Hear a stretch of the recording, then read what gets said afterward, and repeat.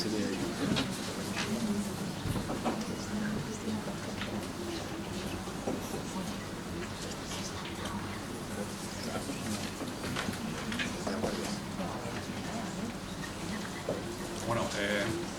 buenos días. Bueno, en primer lugar agradecer a Sergio la oportunidad de poder contarles un poquito cómo funcionan los controles de seguridad alimentaria en la plataforma de mercados biotecnológicos. El tema puede resultar un poco árido porque la verdad es que el tema de controles, bueno, pues a veces es un poco regresado, pero bueno, voy a intentar dejarles algunas ideas claras. También les voy a decir un poco mi formación. Yo soy doctor en veterinaria, llevo en la agencia de seguridad alimentaria más o menos 4 años. Antes... Perdón, ¿se puede subir la voz? Es que no... Bueno, voy a intentar hablar un poquito más fuerte. Vamos a ver, bueno, les decía que yo soy doctor en veterinaria, he estado más de 20 años haciendo labores de control oficial.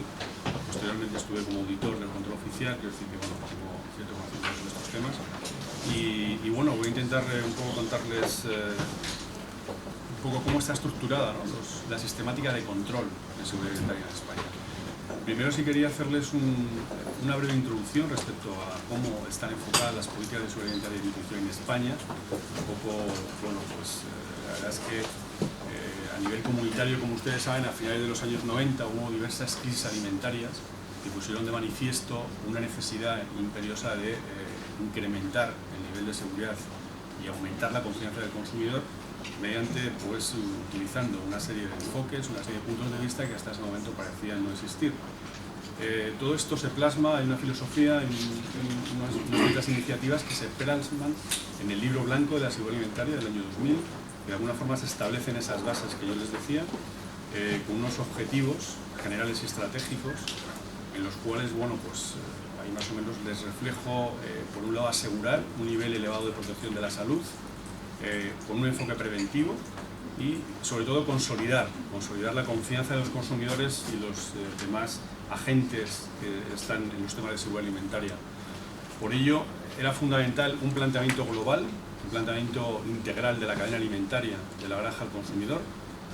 Tenemos que tomar la cadena alimentaria como un continuo, como un proceso, sin excepción y sin hacer ningún tipo de separación de unos sectores a otros, de unas partes a otras. Por supuesto que en esta nueva reglamentación, esta nueva normativa, se asignan unos papeles muy claros en la cadena alimentaria, tanto a los agentes económicos, ya que queda muy claro que son los responsables legales de la seguridad alimentaria. El agente económico es el responsable de que el alimento que está en el mercado es un alimento seguro. Por otro lado, engloba o transmite a las autoridades competentes de los Estados miembros una serie de labores, como es la verificación del cumplimiento de la normativa por parte de todos los agentes económicos y, por supuesto, pues han de disponer de unas herramientas para esa labor de ejercicio de control oficial. En este nuevo marco de seguridad alimentaria, como les decía, todo parte del libro blanco del año 2000. Posteriormente aparece el reglamento 178/2002, que un poco refleja o da ese aspecto normativo a esas iniciativas, esos pensamientos que quedaron reflejados en el libro blanco, que aparece en el año 2002 y que también crea la Autoridad Europea de Seguridad Alimentaria. Todo esto posteriormente hace que se elaboren unos reglamentos, unas normativas, que es lo que llamamos vulgarmente el reglamento del paquete de higiene, que bueno, entraron en vigor en el año 2006 y que bueno, marcan un poco la estrategia a seguir en toda esta situación de control oficial. Habla de los planes nacionales de control oficial y luego también les comentaré que bueno, pues recientemente, como decía el presidente de la agencia, se aprobó y se publicó la Ley de Seguridad Alimentaria y Nutrición, la 17/2011. Bien, esos principios estratégicos básicos que les digo que refleja esta normativa, estos nuevos reglamentos, están un poco amparados o tienen como estos puntos claves, ¿no?, que les decía. Primero, la continuidad de la cadena, la integridad de la granja a la mesa, el análisis del riesgo, eso es fundamental. Ahora mismo cualquier decisión que se tome de seguridad alimentaria debe estar amparada por lo que llamamos el análisis del riesgo. El análisis del riesgo tiene como 3 partes, que es una primera, que es la evaluación del riesgo, posteriormente la gestión del mismo, es decir, tenemos que primero tener unos datos de los científicos, que son los que nos evalúan ese riesgo, posteriormente haremos una gestión del mismo y al final lo comunicaremos, ¿no? Trataremos de que llegue esa comunicación del riesgo a los consumidores. La trazabilidad es otro aspecto básico en esta nueva normativa. el asesoramiento científico independiente, el autocontrol y el principio de precaución y la responsabilidad del operador, como decía antes. En este sentido, la responsabilidad del operador, el propio reglamento 178 establece en su artículo 14 que no se podrán comercializar alimentos que no sean seguros. Además, en el 17 también establece la obligación por parte de cualquier operador, explotador, que llama la legislación europea, de empresas alimentarias, pues que cualquiera que tuviera algún tipo de idea de que ese proceso, ese producto estuviera en las condiciones, lógicamente no se puede comercializar y deben comunicar en cualquier momento a la autoridad pues que proceden a su retirada o que haya algún tipo de anomalía en este sentido. Incluso hay un documento de la DG Sanco donde establece las principales obligaciones de los explotadores de empresas alimentarias y de piensos, pues reflejan sobre todo, amparan estos conceptos como seguridad, responsabilidad, trazabilidad, transparencia, emergencia, prevención y cooperación. Bien, dentro de este enfoque normativo, que les digo un poco que marca ahora mismo cómo están las estrategias de control a nivel normativo, hay una serie de estructuras administrativas pues que tienen una distribución competencial. En este sentido tenemos la Comisión Europea, luego dentro del Estado español está la propia Administración General del Estado, las comunidades autónomas y la Administración local. Siempre con estos retos para cualquier tipo de administración, que es proteger la salud de los consumidores y garantizar el funcionamiento del mercado interior, sobre todo ahora que estamos en un aspecto de globalidad importante. Dentro de esta competencia que les digo por parte de la Comisión Europea, todos los aspectos relacionados con estos temas están incluidos en la DG Sanco, que es la Dirección General de Sanidad y Protección de los Consumidores, y a su vez está dentro de la Comisaría de Sanidad y Protección de los Consumidores, que ahora mismo el comisario es John Daly, de la DG Sanco, que está dirigida por Paula Ristori, y tiene una serie de funciones, como les he dicho. En un primer lugar se han elaborado estos reglamentos que marcan un poco la normativa, marcan un poco las reglas del juego. Posteriormente, claro, hay que ver cómo se están cumpliendo estos reglamentos en cada uno de los 27 países miembros. Entonces, para eso está la Oficina Alimentaria y Veterinaria, que es la vulgarmente llamada FVO, que lo que hacen es supervisan, como luego les comentaré un poquito más adelante, supervisan que realmente esa normativa se está cumpliendo en todos los países por igual. Y un aspecto muy importante es reflejar el hecho de la creación de EFSA como Autoridad Europea de Seguridad Alimentaria, porque llevan a cabo una evaluación científica de riesgos de seguridad alimentaria y creo que es básica. Bien, a nivel territorial, pues la labor que hace la Administración General del Estado a nivel central, como les decía, luego hay un aspecto que realizan prácticamente el aspecto de ejecución del control oficial está en manos de las comunidades autónomas, y luego hay algunos aspectos que pues todavía están en manos de algunos ayuntamientos a nivel local, corporaciones locales, ayuntamientos que tienen más entidad, y luego hay algunas normativas que dejan a todos los ayuntamientos ese tipo de labores. Por ejemplo, la venta ambulante de alimentos es una cuestión que es totalmente competencia de los ayuntamientos. Bien, en este cuadro también podemos ver reflejadas a nivel central pues todos los temas de sanidad exterior, lógicamente son competencia de la Administración Central del Estado. Se marcan las bases de la Coordinación General de la Sanidad, la legislación sobre productos farmacéuticos. A nivel autonómico, pues la ejecución de la legislación, hay alguna potestad legislativa de ámbito territorial, y luego, como les decía, a nivel local también hay algunas labores, algunas competencias. Todo esto en un ámbito en el que, lógicamente, tenemos que ver el comercio que existe con los terceros países, el comercio intracomunitario, es decir, que luego hay una serie de herramientas que ponen en marcha una serie de controles añadidos. La Administración General del Estado, en este sentido, estaría el Ministerio de Sanidad, Política Social e Igualdad y, por supuesto, el Ministerio de Medio Ambiente, Rural y Marino. Ahí les reflejo un poco, por parte del Ministerio de Sanidad, las direcciones que están relacionadas con estos temas, como son la Dirección General de Salud Pública y Sanidad Exterior, la Agencia Española de Seguridad y Nutrición y la Agencia Española de Medicamentos y Productos Sanitarios. Dentro del Ministerio de Medio Ambiente y Rural y Marino, podríamos encontrar la Secretaría General del Mar, Dirección General de Recursos Agrícolas y Ganaderos, Industrias y Mercados y Medio Ambiente. Dentro de, como les decía, el comercio con países terceros, de alguna forma debe acceder al Estado español, si viene algún tipo de mercancía, por los llamados puestos de inspección fronterizo, llamados PIF, donde hay unidades que tienen competencias por parte de personas del Ministerio de Sanidad, Política Social e Igualdad, que analizan los productos de consumo humano, y por parte del Ministerio de Medio Ambiente Rural y Marino, que pues, tienen competencias relacionadas con animales vivos y productos de consumo humano. Bueno, luego hay una organización sectorial a nivel territorial con las comunidades autónomas, que están lógicamente coordinadas tanto con la Administración General del Estado como con la Administración Europea. Las competencias de las comunidades autónomas, pues como les decía, de alguna manera todas las comunidades autónomas tienen transferidas las competencias relacionadas con el control oficial, y cuando hablamos de control oficial entendemos que es verificar el cumplimiento por parte de los operadores económicos que intervienen en la cadena alimentaria de los reglamentos de esa normativa del paquete de higiene,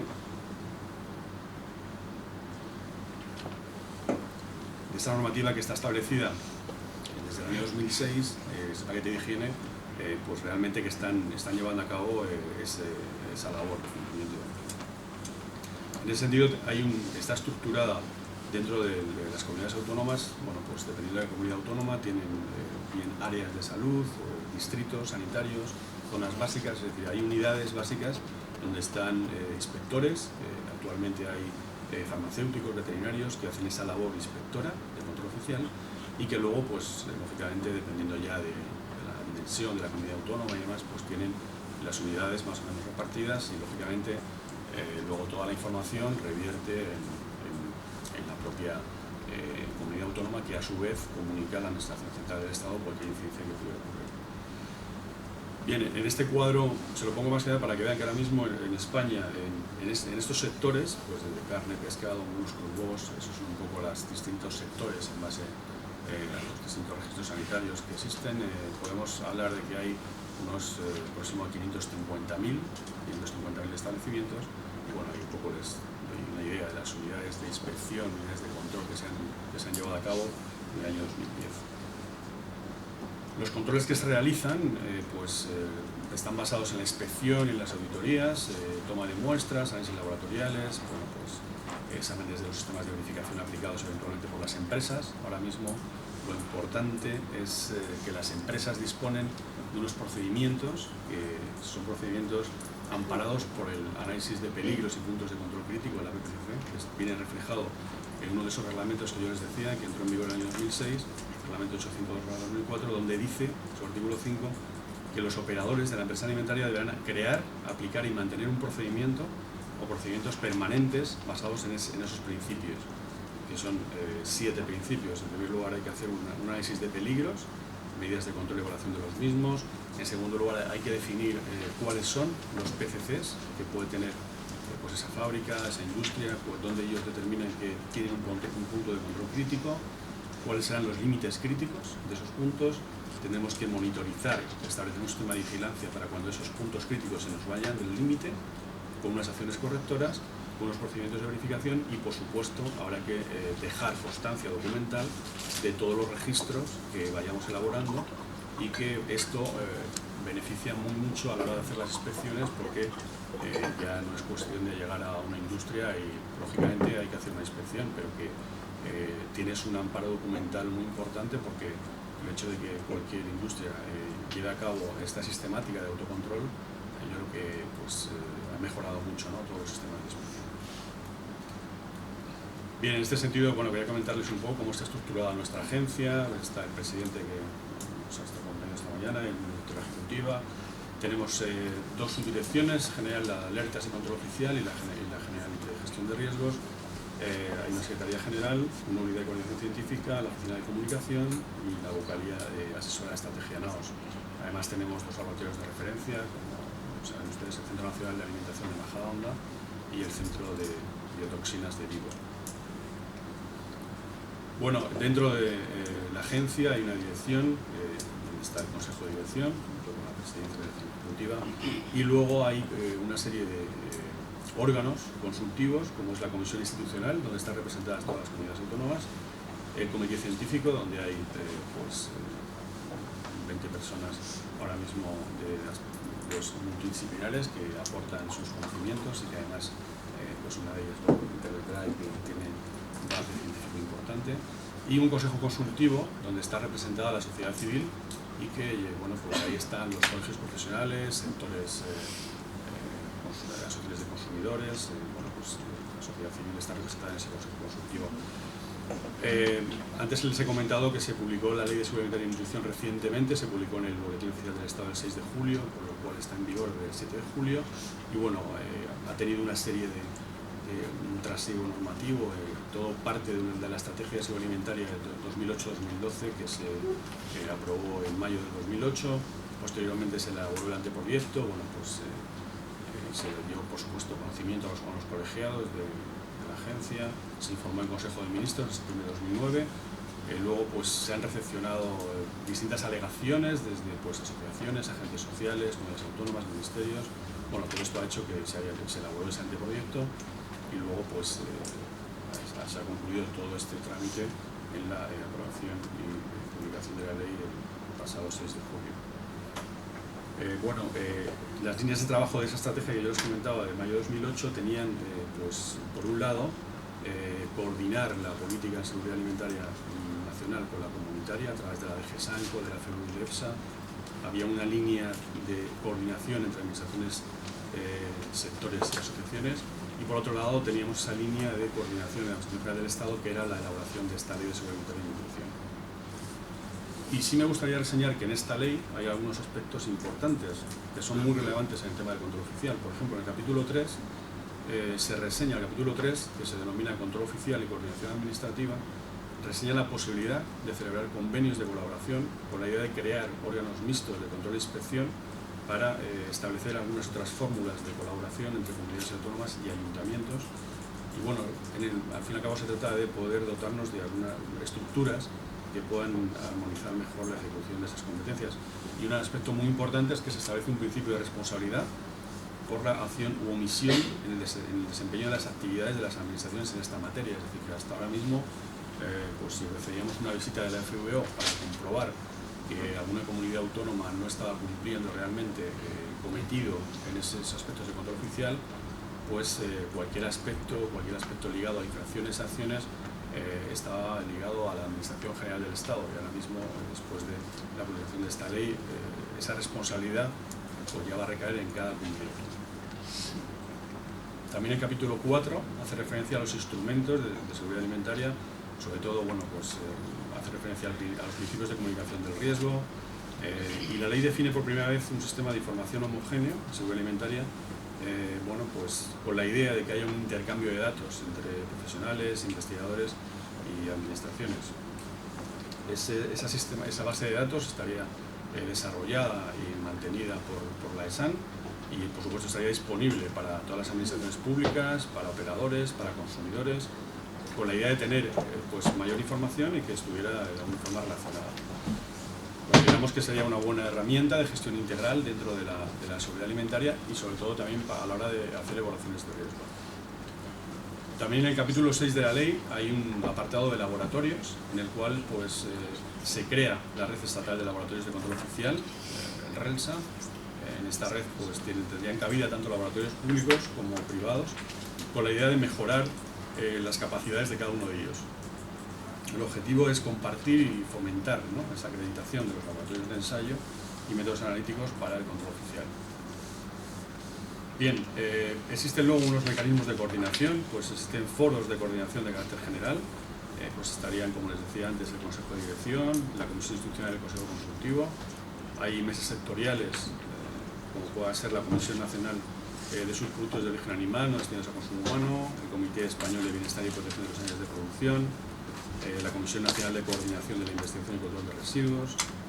Hay otros grupos de trabajo técnicos, bueno, pues algunos otros como la Red Española de Laboratorios, que les decía RELSA, como el Grupo de Trabajo del Plan Plurianual, como el Grupo Permanente para la Aplicación de los Reglamentos de Higiene, y hay algunos otros órganos de coordinación a nivel sectorial, como algunos de los que les pongo ahí, como el Comité Nacional del Sistema de Alerta Sanitaria Veterinaria, el Comité Español de Identificación Electrónica Animal, la Comisión Nacional de Coordinación de Alimentación Animal. Bueno, hay distintos órganos que tratan de hacer o de dar mayor coordinación a estos sectores.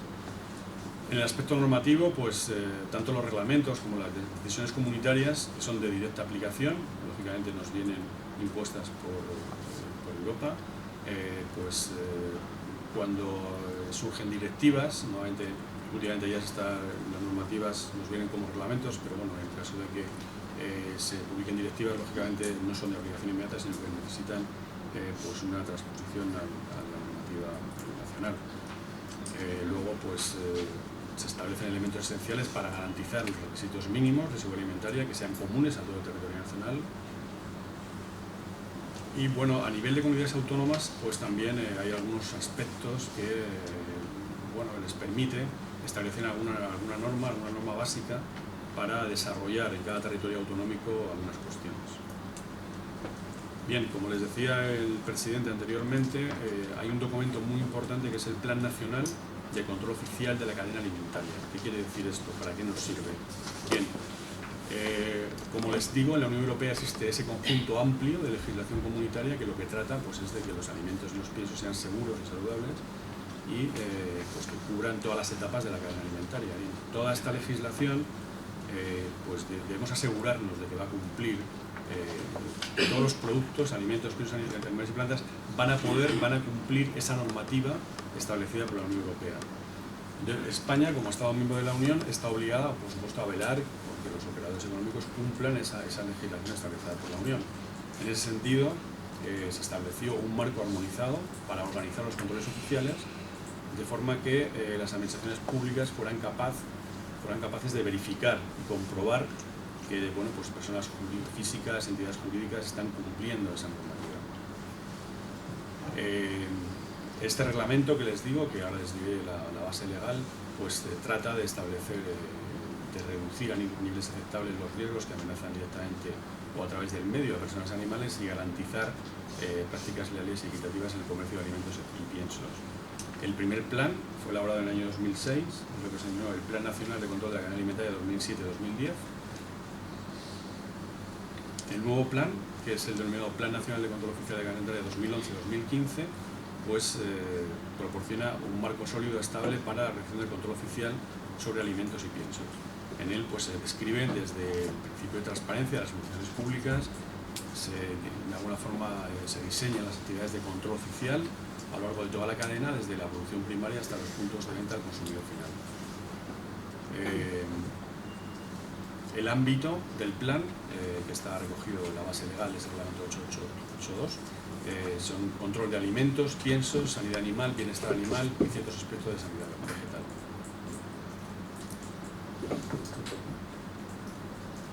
Bueno, lógicamente este plan trata de que sea, lógicamente que sea una buena dinámica para mejorar la calidad.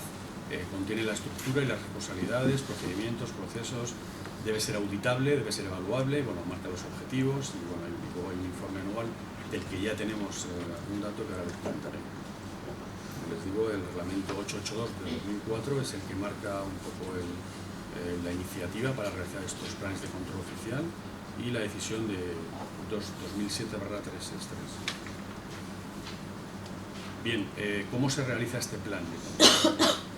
Está redactado por el personal de todas las comunidades autónomas, lógicamente está coordinado, consensuado por los órganos de coordinación correspondientes y es aprobado por los órganos decisorios de la Administración General del Estado, en este caso la Conferencia Sectorial, el Ministerio de Medio Ambiente Rural y Marino y por la Comisión Institucional de nuestra agencia, de la Agencia Española de Seguridad Alimentaria y Nutrición. Lógicamente después es trasladado para información al Consejo de Dirección de la ESAN, donde están representados pues, el Ministerio de Medio Ambiente Rural y Marino, las comunidades autónomas, organizaciones empresariales y las asociaciones de consumidores. ¿Cuándo se realiza este plan? Pues como les digo, tuvimos un primer plan que era 2007-2010 y ahora estamos inmersos en el 2011-2015. Por supuesto vamos a aprovechar la experiencia de ese primer plan 2007-2010 y también las visitas que nos hace la Oficina Alimentaria y Veterinaria cuando hacen las auditorías, porque pues, lógicamente nos dan nuevos puntos de vista y cuestiones mejorables para que esto se incorpore al plan redactado. Lógicamente que este plan 2011-2015 ha salido más fortalecido después de todas estas iniciativas anteriores, es más realista y está muy consensuado por todas las comunidades autónomas. Tiene una parte descriptiva, donde bueno, vienen los apartados de donde se describe la sistemática de control oficial con el ámbito de cada una de ellas, características y objetivos, y luego hay una serie de anexos donde se especifican los apartados, pues, las PNTs, los procedimientos normalizados de trabajo, laboratorios, toda la normativa básica de legislación, tanto nacional como la que pueda tener cualquier comunidad autónoma, y los procedimientos de actualización y procedimientos de auditoría. Tiene una parte operativa, que está dividida en 3 secciones: por un lado los programas de control en comercio exterior, por otro lado programas de control oficial en la agricultura, ganadería, pesca y alimentación, y por otro lado los programas que se llevan a cabo en establecimientos alimentarios. Para llevar a cabo esta labor, pues la agencia tiene un dispositivo que se llama aplicación Halcón, que facilita mucho la transmisión de datos por parte de las comunidades autónomas, con la idea de ir incorporando toda esta sistemática al informe anual que tiene que hacer la Administración Central.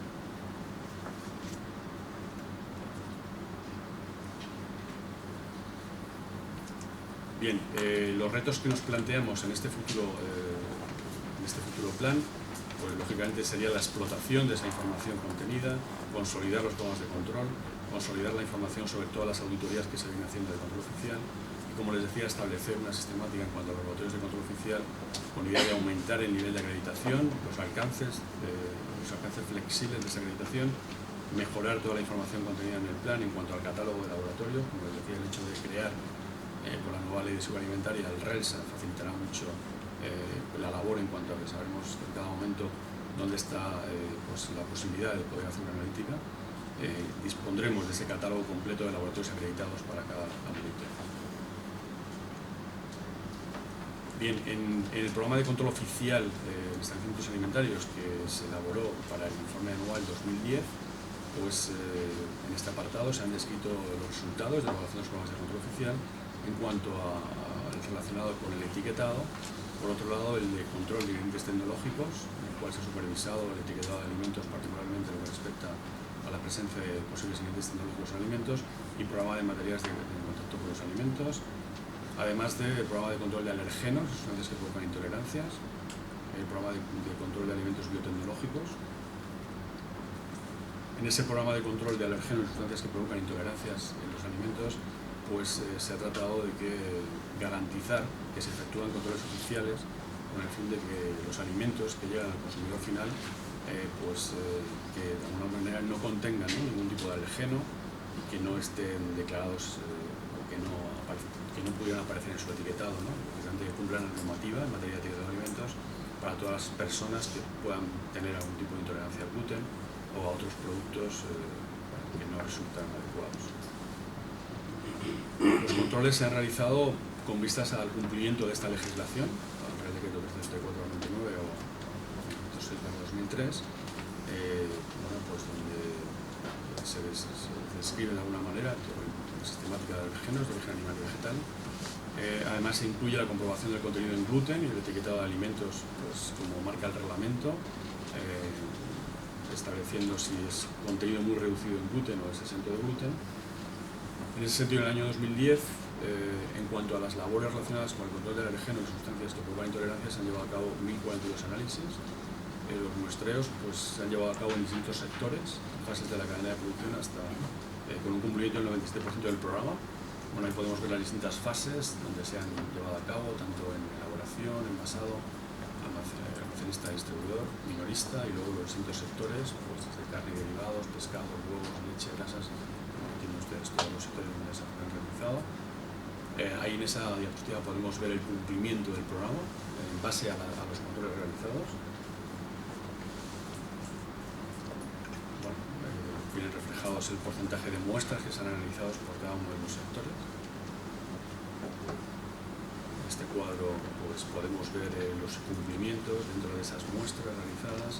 Podemos decir que ha habido un 8,73% de incumplimientos relacionados con cada uno de los sectores que ahí aparecen. Toda esta información la tienen ustedes más extensa además en nuestra página web, en la página web de la ESAN, donde está el informe, por supuesto, bastante bien enfocado. Lo pueden ver ustedes con gráficos, con tablas, y luego se entiende bastante bien. En cuanto al programa de control de alimentos biotecnológicos, en los alimentos, pues el objetivo es garantizar que se efectúan controles oficiales con el fin de que los alimentos destinados a consumo humano no contienen no autorizados en ninguna fase de la cadena alimentaria. En ese sentido, para evaluar el cumplimiento de este objetivo, pues se marcan también una serie de analíticas y de tomas de muestras. control de organismos objetivamente viene perfectamente reflejado en una reglamentación, en un reglamento europeo. Y como saben, en estos reglamentos se establece la necesidad de identificar la presencia de en alimentos cuando el contenido se encuentra por encima del 0,9%.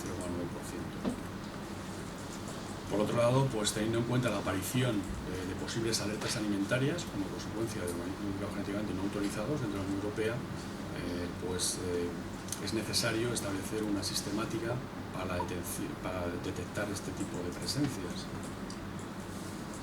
En este cuadro, pueden ver los pasos a seguir en análisis de organismos modificados genéticamente para cumplir la legislación de la Unión Europea, pues desde la detección de ese organismo, tenemos que ver luego si está autorizado, si cumple el umbral establecido. Para ello se realizan los análisis establecidos. En cuanto al control, al grado de cumplimiento de este programa de control, se han analizado un total de 183 muestras. El 28% de las mismas se tomaron en el sector de alimentación especial y complementos alimenticios, seguido de un 27% en el sector de harinas y derivados y de un 21% en el sector de vegetales y derivados. Ahí también vienen reflejadas las distintas fases de elaborador, almacenista, minorista y los distintos sectores donde se ha trabajado: carne, harinas, vegetales y complementos preparados. Bueno, ahí también podemos ver el porcentaje de cumplimiento de estas muestras, que sería el 94,18% de los distintos sectores donde se han realizado.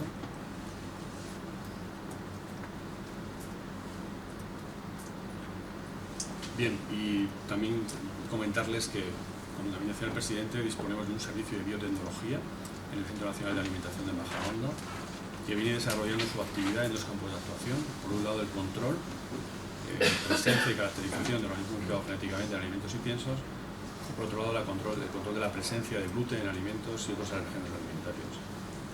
Desde el año 2009, la unidad de organismos modificados genéticamente del Servicio de Biotecnología dispone de un alcance de acreditación flexible para la cuantificación de este tipo de organismos.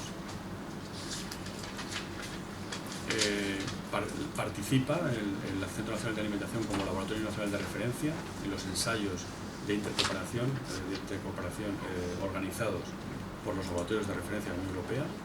En ese sentido, ahí pueden ver ustedes que han participado en ensayos relacionados con alimentos y piensos, con ese tipo de contenido de maíz, NK603, contenido de maíz 810. El servicio también ha participado en ensayos del programa ZAPAS, coordinado por el Central Science Laboratory en York. Hay 4 ensayos para identificación y cuantificación de eventos de maíz, para otro tipo de muestras procesadas, para soja, para arroz. Además, se dispone de métodos de detección en el caso de dar respuesta a decisiones. De vez en cuando surgen decisiones que toma la Unión Europea para hacer determinadas actuaciones. Por ejemplo, ahí pueden ver ustedes en el año 2009 sobre semillas de vino modificado genéticamente, o en el año 2005 se publicó esta decisión sobre medidas de emergencia con respecto a la presencia de maíz BT10 no autorizado en productos de maíz. En cuanto al control de la presencia de alérgenos alimentarios, bajo esta legislación establecida, actualmente los servicios de biotecnología tienen métodos basados en inmunoensayo, sobre todo en detección de proteínas alergénicas, mediante obtención de anticuerpos monoclonales o policlonales con un sistema de ELISA. Bien, también pueden detectar presencia de alérgenos en alimentos para poder cumplir con la legislación europea en cuanto a estos productos, detección de cacahuetes o detección de proteínas lácteas, como la beta-lactoglobulina y la caseína. Han participado en otro tipo de ensayos de preparación, en distintos productos. Realizan estudios comparativos de los distintos sistemas de detección de alergenos.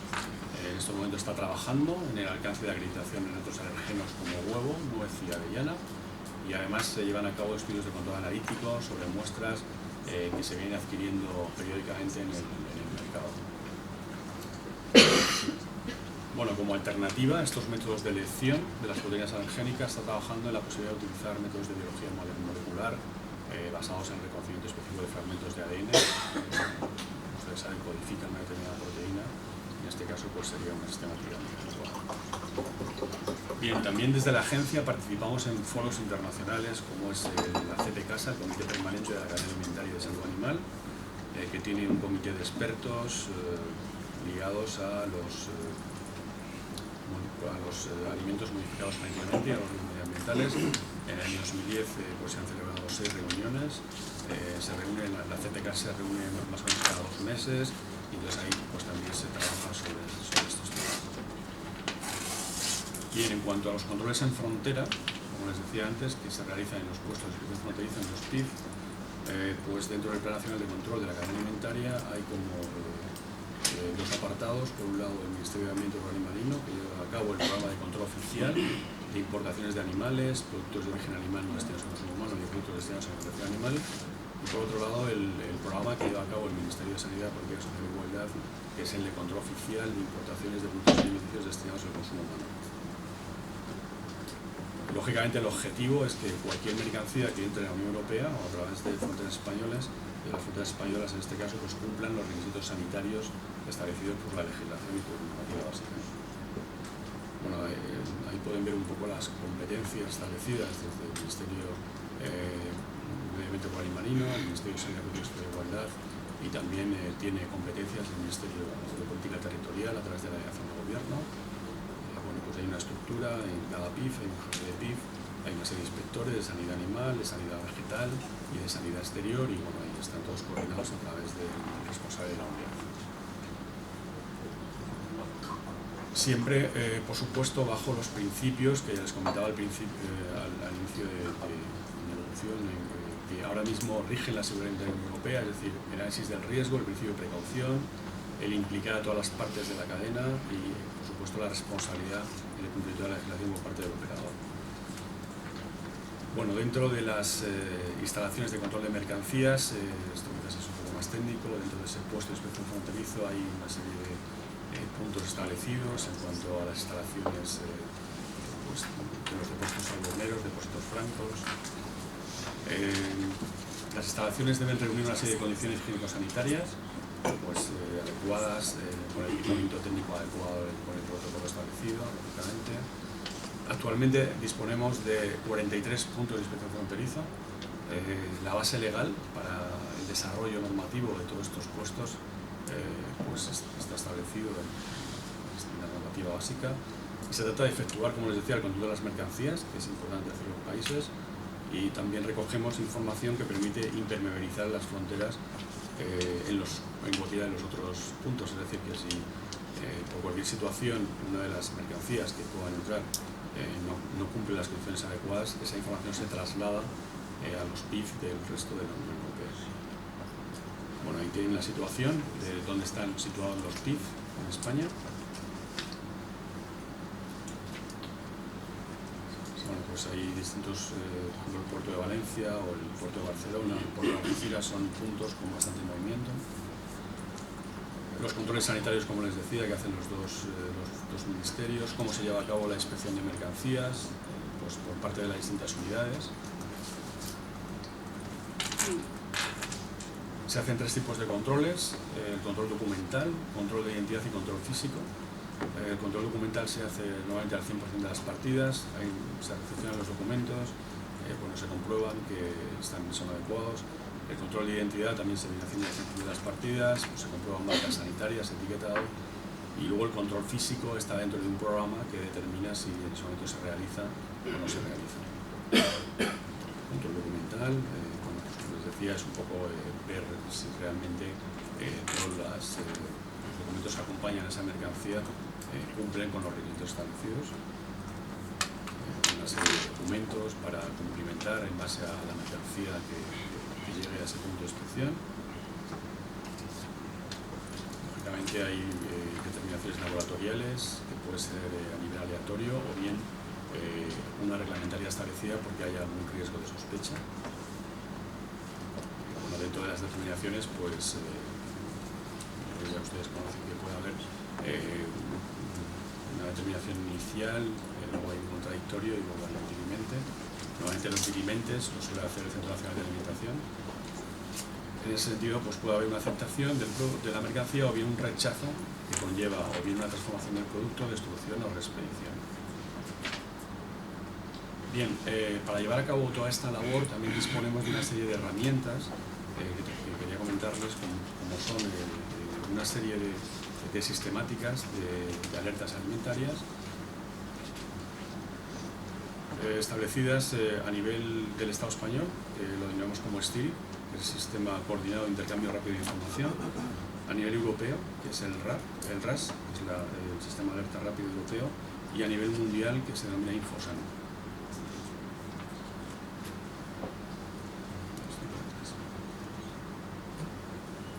Bien, la base de estos sistemas de alerta del sistema europeo es el artículo 50 del Reglamento 178/2002, que, como les decía, era un poco el que marcaba las líneas de la normativa de la Unión Europea. Y hay un reglamento, el 16/2011, que establece las medidas de ejecución de ese sistema de alerta rápido.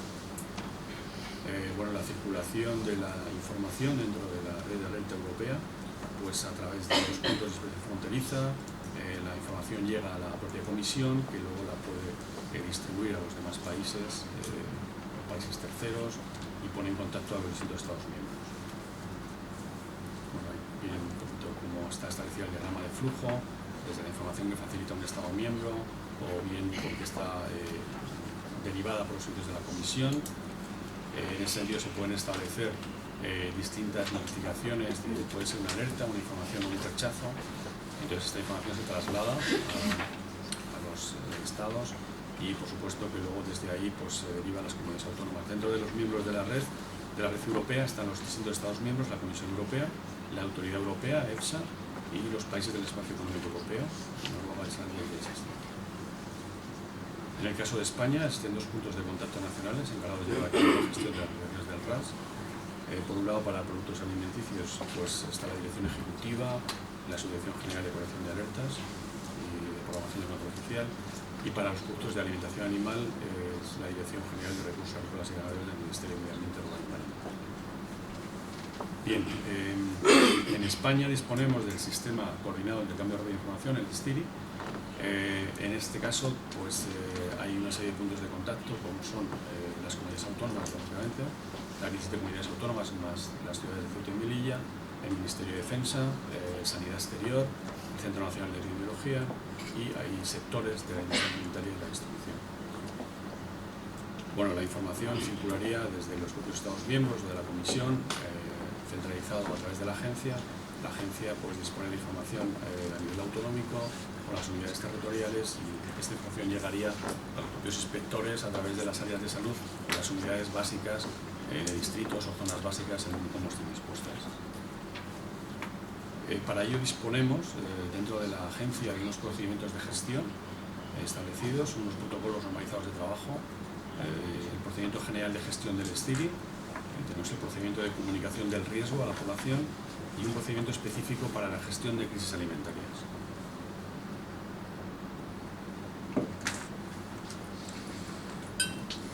Bien, en este sentido, durante el año 2010, dentro del STIRI, del Sistema Coordinado de Intercambio Rápido de Información, en España se han generado un total de 3.190 expedientes relativos a productos alimenticios, de los cuales 188 fueron alertas, 1.449 informaciones, 1.469 fueron rechazos de productos alimenticios y 74 los podemos clasificar como válidos. Clasificamos si es alerta, si es información o rechazo, dependiendo de esta situación. Es una alerta cuando hay una actuación inmediata, cuando esa iniciativa requiere una actuación inmediata por parte de la autoridad competente, se ha observado que hay un riesgo grave y hay origen y distribución nacional. En el caso de que se catalogue como información, es porque no hay un requerimiento inmediato de actuación por parte de la autoridad competente, es decir, no hay una distribución nacional, no consideramos que haya riesgo grave, y el rechazo se daría en los puestos de inspección fronteriza. Hay una actuación inmediata de la autoridad y lo que se hace es que se impermeabiliza en ese momento la frontera. Bueno, son datos del año 2010 en cuanto a alertas, pues como ven ustedes ahí, las alertas de origen animal suponen un 58%, las alertas de origen vegetal un 35%, y dentro de esas de origen animal pues estaríamos hablando más de relacionadas con pescados y derivados, concretamente dentro de los peligros químicos, metales pesados hasta un 50%, los peligros biológicos pues, cada vez se reducen más. Ven ustedes ahí que el mayor riesgo biológico sería salmonela, un 27%, y luego una serie de peligros físicos, pero ahora mismo los mayores peligros detectados serían los peligros químicos. Y para finalizar les voy a poner una valoración que se hizo, un Eurobarómetro. Creo que es interesante en cuanto a que esto se realizaron 26.691 entrevistas en esas fechas, entre junio 2010, del 9 de junio al 30 de junio. En España se entrevistaron a 1.006 personas. Se trataba un poco de ver preocupaciones de los ciudadanos relacionadas con la alimentación. Aquí pueden ver ustedes las preocupaciones relacionadas sobre los riesgos relacionados con los alimentos. Entonces ven que la primera preocupación sería los residuos de pesticidas en frutas y verduras, pues después tendrían preocupación los residuos como antibióticos, hormonas en la carne, contaminantes como el mercurio en el pescado, la calidad y la frescura de los alimentos después, los aditivos. Bueno, tienen ustedes establecidas una serie de cuestiones, la verdad que se ven un poco mal. Y